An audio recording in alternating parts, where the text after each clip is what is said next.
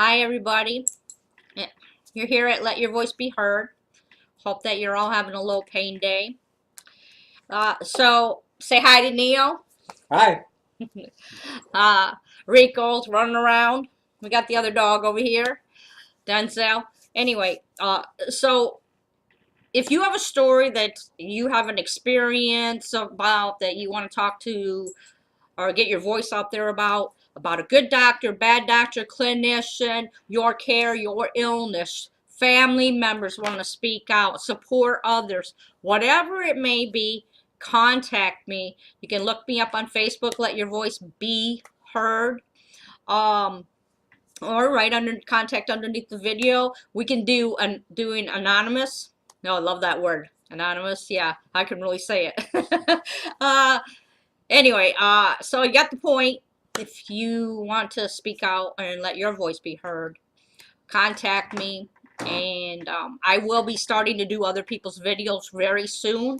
I've been off the grid for a little bit. I'm going through a lot of things. A lot of you guys know that I have fibromyalgia, CRPS, and a whole slew of things, you know, spinal stenosis and arthritis, osteopenia, stage 2 kidney disease. My illness started from CRPS, the right leg, then went to the left leg with a vengeance, then moved on up to my upper arms, and now I'm having problems with my left arm, and it's usually in a sling. I can't really use it, and my eyes are being affected, my throat, and dental, and just the works. So, anyway, let's talk about today's experience. You know, let me tell you, I have this tooth in the back here, number 15, and it's chipped, and it was been chipped for a while now, and it just keeps breaking down. And I went to University of Michigan, and they had me from one appointment to the next appointment to the next within like 3 months space in between each of them. And the tooth is just breaking, and it's almost broke down to the gum, and I haven't been able to get any help for it. Well, I decided to go look for a regular dentist instead of using the students at University of Michigan. They were having problems with CRPS and not really understanding it, and I give them information, but they were still having problems, and we're going to have to wind up going back there and try again. But let me tell you about an experience about a surgeon that I met today. I was referred to him by a regular dentist. The general practitioner. Yeah, well, I can't remember his name. What was his name? Oh, I don't remember it.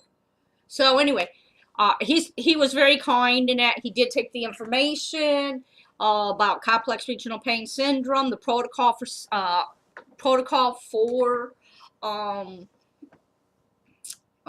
dental, and he was really willing to learn, and he did refer us to a surgeon for the procedure to remove the tooth. Now, so we get to the surgeon. All right, and the surgeon that he referred us to is James E. Mayer, M-A-Y-E-R. He's a DSS, and I think I got a picture here. I was going to pull it up earlier of the facility. It's in Monroe, Michigan. His place is. Let me see if I can pull the picture up here real quick. If I get to the photos. All right, so let's get down here. Oh, you hear my dog. I'm having problems getting to my photos for some reason. Oh, there we go. Okay, so I'm not sure you're going to be able to read this, but this is what it, let me see, looks like on the outside, and you can't. Let me see. You can't. Anyway, I'm just trying to show you the picture of the outside, but the glare is just way too much on the phone, so it's not going to work. Anyway, you can look him up. He's in Monroe, Michigan. Off of Stewart Road, I believe it was. Matter of fact, I got the card right here. It is 874. 876 Stewart Road. Rico, stop. So my dog wants to get in here with us. So 876 Stewart Road.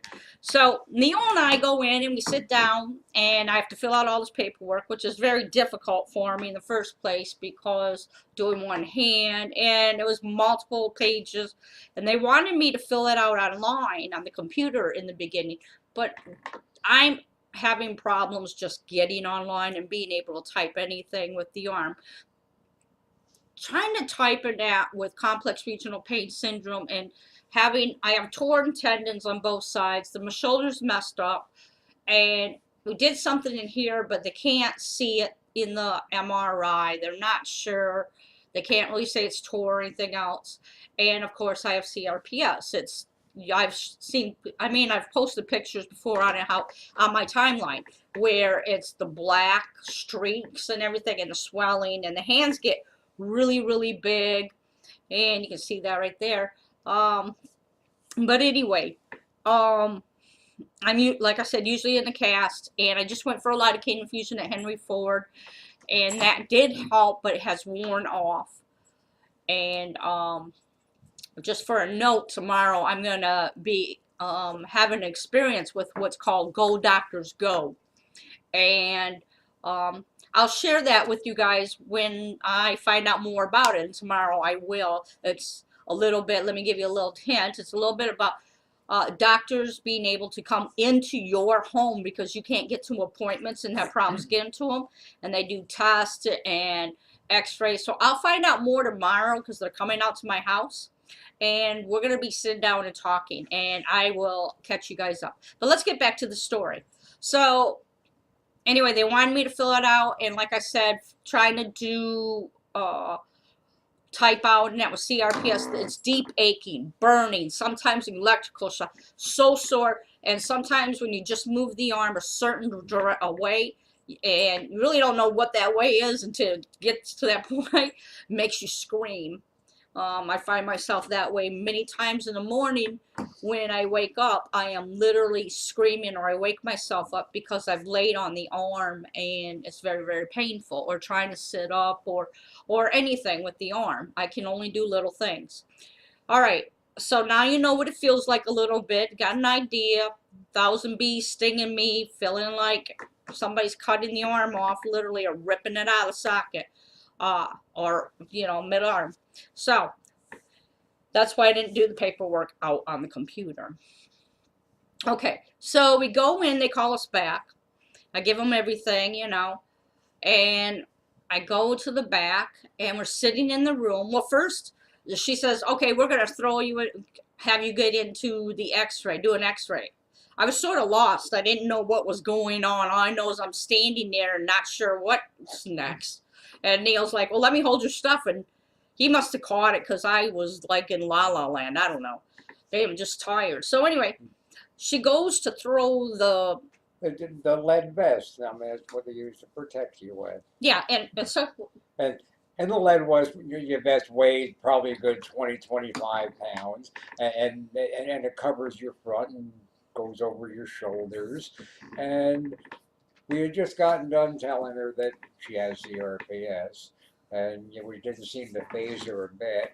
And she went to throw it on her, and I wound up having to stop her and say, hey, slow down. Do it delicately. She has CRPS. She's very sensitive. And they stick her in the X-ray machine, which is one of the ones that radially, it goes around your head radially. Mm-hmm. And Marie was a little bit hesitant to go in because of what, well, she's claustrophobic for one thing, and she's afraid this thing's going to whack her in the head. And well, I wasn't even afraid of whacking my head. And the claustrophobic wasn't really a big deal, but the idea of it was when it circulates around, I'm afraid it had hit my shoulder. And she's like, well, you got to stand up straight. Well, I have spinal stenosis and scoliosis. Yeah. I'm doing the best I can. And standing there trying to stand up, and with this thing biting down, you have to bite down on this thing while this thing circulates. And I'm just afraid that I'm going to get injured again, because we all know I fell off the bike and I'm still suffering. One little tiny injury, for those that don't know about complex regional pain syndrome, when you get re-injured again, and that illness, it's highly likely it's going to spread to that area. Not always, but it's highly likely because that's one of the ways that that CRPS can spread. And when it spreads and it feels like the illness for the first time all over again, every time you injure yourself, it can be so dramatic. And you're probably thinking I'm taking that way over the top, but I'm not. This illness, I'm serious. If I didn't have this illness, I wouldn't believe it. Somebody calling, I have to call them back. So anyway, I didn't want to get injured again. That's the point. Please look it up. You can learn more about it at rsdsa.org and check out about complex regional pain syndrome, or just plug it in into Google, and there's many sites that can inform you about this illness. Okay, so we're moving forward here. YouTube videos also, there's plenty of those out there. Anyway, it's also called RSD, reflex sympathetic dystrophy. All right, so now we've got the x-ray and we go into the room and we're sitting in the room and the lady says, okay, well, we're going to take your blood pressure. Okay, well, she wanted me to sit in this one chair, and she was standing behind the chair with the cuff. Well, if I was going to sit in a chair and she's on my left side, there's no way she can put a cuff on my left arm. Absolutely not. You can't even stick me. I have a port there now, but you can't do nothing with my left arm. So I sit in the other chair so she can get to my right arm. Well, I don't know. She didn't seem pleased about it, but what can I do? That's the best I can do. So I'm trying to make things easy for her also. So the cuff, of course, is very cold as it's pumping up, but thank God she did it over my clothes. And the room's very cold. The room is very, very bright. Now, at doctor's offices, the lights are really bright. When you go to a dentist, it's even more so. It's just so bright. So when she left the room, I tried to turn down the lights and just open the door a little bit to get some light. But Neil was sitting in the dark, and I had some light shining in from the hallway. And I didn't want to open the door all the way because I didn't want to be rude to other patients and things like that, or if they were talking in the hallways and whatever else.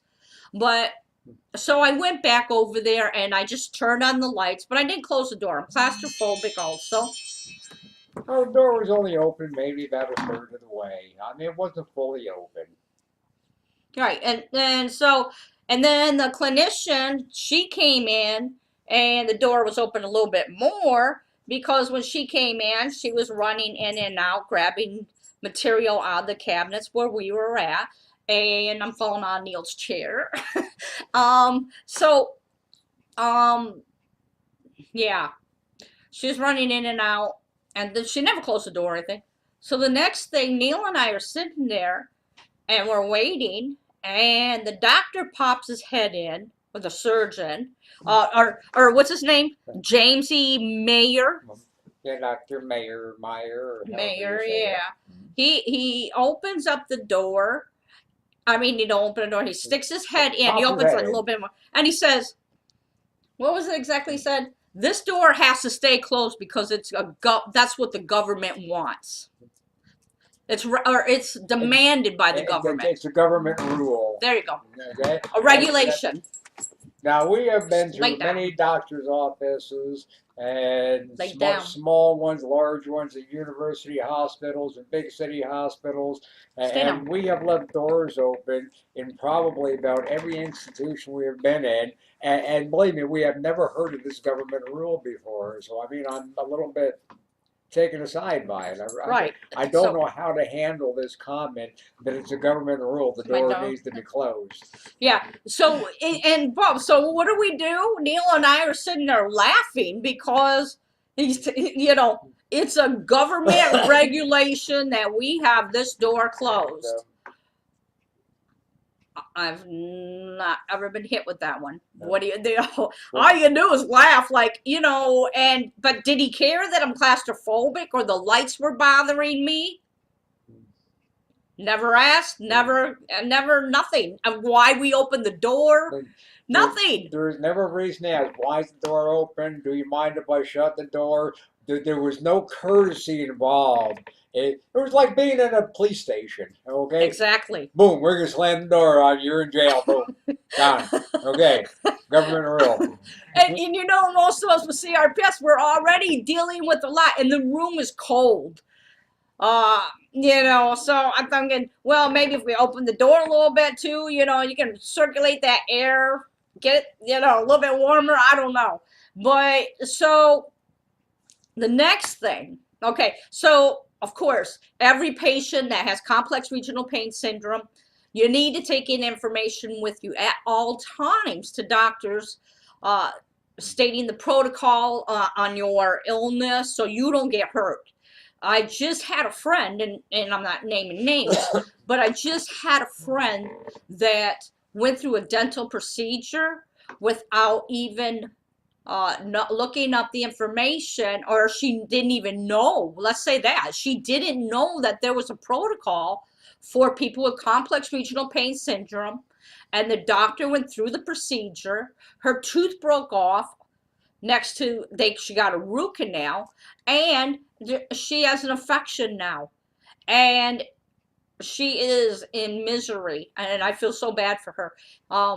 This is I was up at U of M, and they did some cleaning underneath my gums, and when I got out of there, I'll tell you, my face was tingling, it was numb, it was hurting, my whole left side of my face.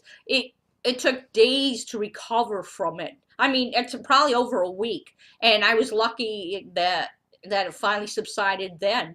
So you have to be really careful when you're talking about doing any dental work with complex regional pain syndrome. Stop. So next thing, Rico. So be sure to do your information, look it up in that. So the next thing, we hand this doctor this information that we've gotten from RSDSA, RSD, Hope, and so forth, to help educate them on some of these other doctors that have dealt with complex regional pain syndrome and their testimonies and recommendations and so forth on the protocol for complex regional pain syndrome. Do you want to take this? There's no easy way down. to really say this. Is that okay? The doctor, now this is an oral surgeon, maxillofacial surgeon. Okay, you would expect a little bit of compassion, maybe even a little bit of knowledge. You're from him, and he looks at the papers, just kind of shuffles through them, and you know, pretty much, I mean, just ignores them. He had. I asked him, "Have you ever treated a patient with CRPS?" He says, "No." But the whole time Neil was trying to talk to him about complex regional pain syndrome and being a great advocate for me, the whole time this doctor did this. Mm-hmm. Mm-hmm. Mm-hmm. Mm-hmm. Yeah. Mm-hmm. Reminded me of a chicken in a barnyard.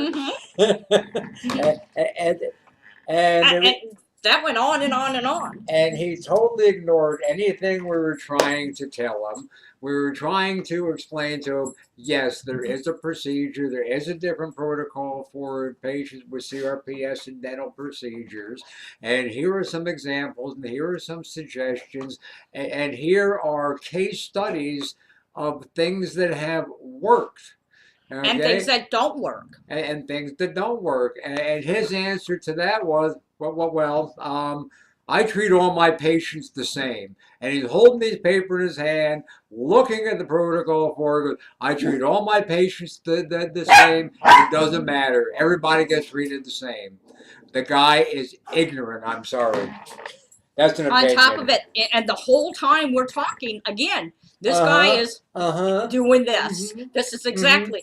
When I ask him, have you read this information? Will you read this? He just continues. I'm going to treat you like any other patient. And this is what I said. Okay. You may going to treat me like any other patient with complex regional pain syndrome. But when I get hurt, it's going to be your fault. His next words were, there's the door. That's exactly what he said to us. There's the door. And I asked him, I said, so you are unwilling to learn about complex regional pain syndrome or to help, educate yourself? He was not willing. So if you have complex regional pain syndrome, I'm sorry, Neil, go ahead. Yeah, he had no interest in learning anything about the disease. Yeah, if you had any particular illness that he had to go out of his tunnel vision for, you may as well go somewhere else. Exactly what he said. Well, go up to U of M. He had no interest in treating us, no interest in learning anything about it. And so, I'm going to tell you, if you have complex regional pain syndrome, this is not the surgeon. James E. Mayer, out of Mayer, out of Monroe, Michigan, at 9, what'd I say? 74, right? Let's check and make sure. Okay. Trusting my memory here now. Oh wait, here. Why am I looking on my phone? I got it on the card. Right on the card. 876 Stewart Road. This is his card. I don't know. Maybe we can see that. Oh, that's better. Yeah. There you go. Here, let's do the card. All right. So you see that? It's all a little fuzzy. I think one of the interesting things was that when Maria made the appointment, she did make mention that she had CRPS. Now, if the office was not willing to treat patients with CRPS, why did they even make the appointment? Why didn't they just say, hey, I'm sorry, but we are not equipped. We don't have the knowledge to treat patients with CRPS. And we have been to physicians' offices that have been straightforward like that, that would come right out and say, hey, I don't know enough about it to treat it, so I think you would be better off, going somewhere else. I can't do you any good. They're honest about it, and that's something that this gentleman here was not. He was not honest about it. He just didn't. He had no compassion. There was no compassion. No empathy. It was like you were something of a substandard human being because you had a disease. I'm sorry, but that's the impression I got. Yeah. And, if Neil wasn't with me, I would have been crying.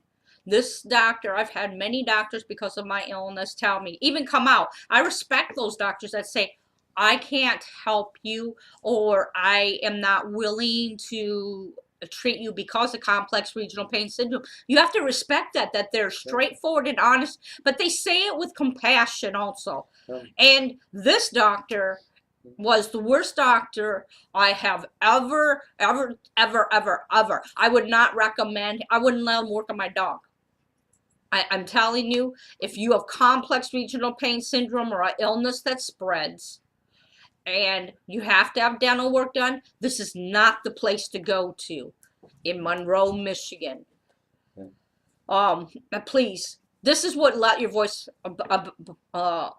be heard is about helping us patients for chronic illness find those doctors and clinicians that will help each other, helping give inspiring stories to help other people, rather it be positive or negative. But you know what? That's what we need. We need to know where can we go and where we can't go. And when you have an experience, good or bad, contact me. We want to hear from you. And if you want to be anonymous, then please, we can do that too.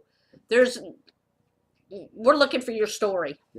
This is the way that a community develops its resources. The resources are put together by the good and the bad stories.